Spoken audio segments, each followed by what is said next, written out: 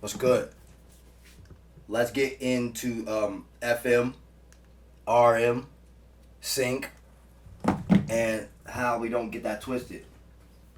Alright? Initial patch.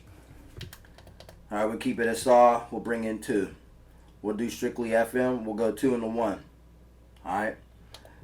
Now, let's turn the amp down to like 60 because that thing get loud. I don't understand where people say the Blofeld doesn't get loud. I think that you don't understand proper gain staging. Like, let me explain something real fast and then we'll get right to the lesson. Sound needs a medium to travel through. It's going to either be a gas, a liquid, or a solid. Or a solid is going to reflect off of. A type of liquid solid that would pass through would be water or gelatin. Alright? Or like a membrane type of material, which would actually be your body, your muscles, all the fluid and stuff inside of you. You know what I mean? And we're not all completely solid, because we are gas, right? And then we are flesh and blood, so that's solid and liquid. So it's like a kind of a gelatin, for women. They got that gelatin, and then guys got the meat. You know what I mean? We got the muscular density, right? So sound has to go through a medium. And the medium that is going through when you typically are listening to it is air because you're not doing it underwater, right? Well, then it goes into your head. Your brain is the final medium that it goes into.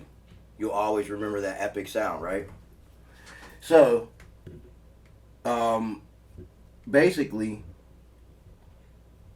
what happens is that, like, when you're going through too many different mediums, the sound's just going through too much stuff. But see, the medium is a solid. If you go through a mixer, you think that's a liquid or it's air. You physically, I'm touching my mixing desk.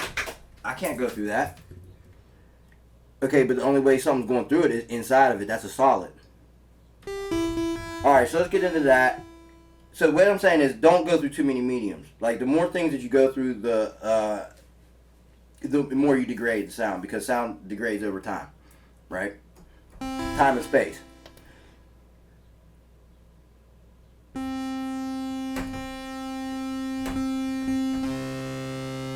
FM.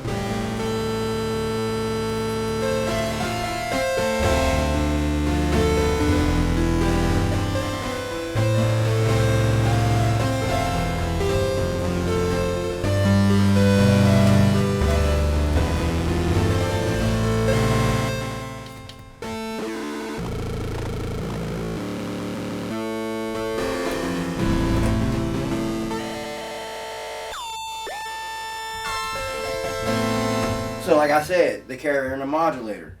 2 would be the carrier because I have 2 going into 1. You see? FM source is 1, oscillator 1 on crank. Right? So that's the saw wave. And as you change it, it's going to, like, it's modulating the carrier's main frequency. I may have slipped on my gears last night. I had too much to drink. When you sync something, that is when it is following duty cycle, or forced to cycle with the duty cycle. That's my mistake. I think I may have said that in the comments on the last, or the description on the last video. I don't know. Correct me if I'm wrong, because I can be wrong. Okay, I didn't know. If anyone didn't know that, I can be wrong, and I am wrong a lot sometimes, so I try to correct myself. But correct me if I'm wrong. FM. Move the pulse width. My favorite LFO, 1. Because it's the first one, quick access. Skirt. Sleazy easy.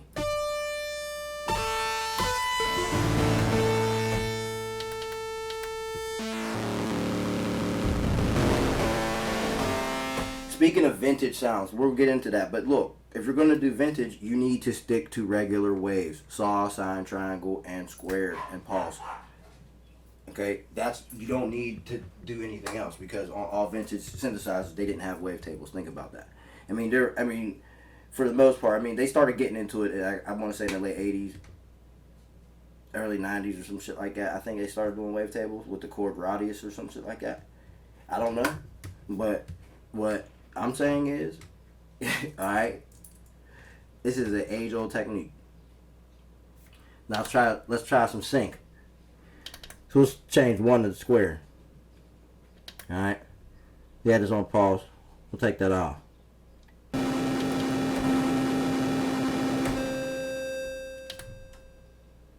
Kill that FM. Sync it.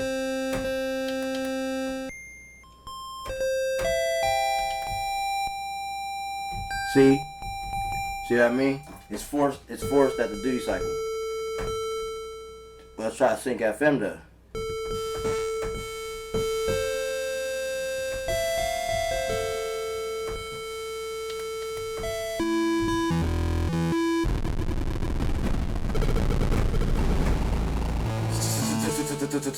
Stutter stepping, right?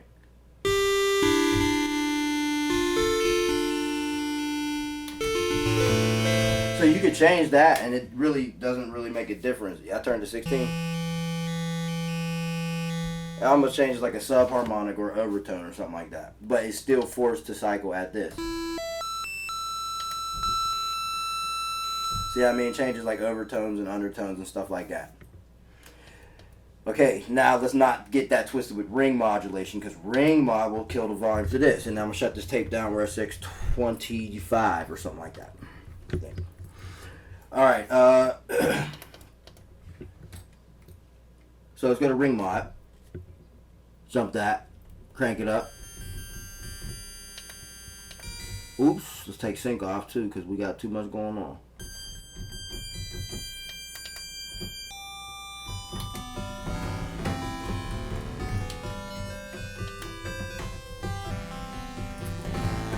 See, we're already getting in the vintage noise. Want to get into vintage?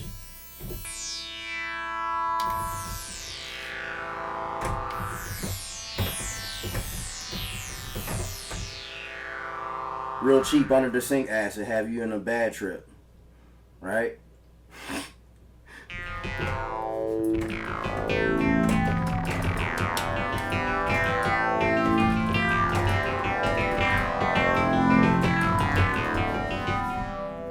Alright, now let's sync it up.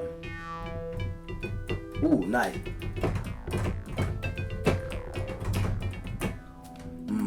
I like that. I like how that sync up.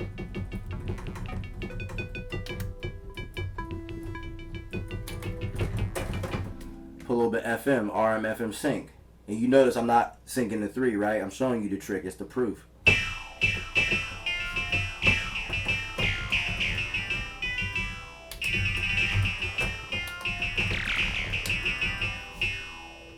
I just wanted to make this quick tape to explain and show how sync, RM, and FM all can work in unison, and how they all work in a different manner by themselves. So they have similarities that you can hear sonically, and then they don't.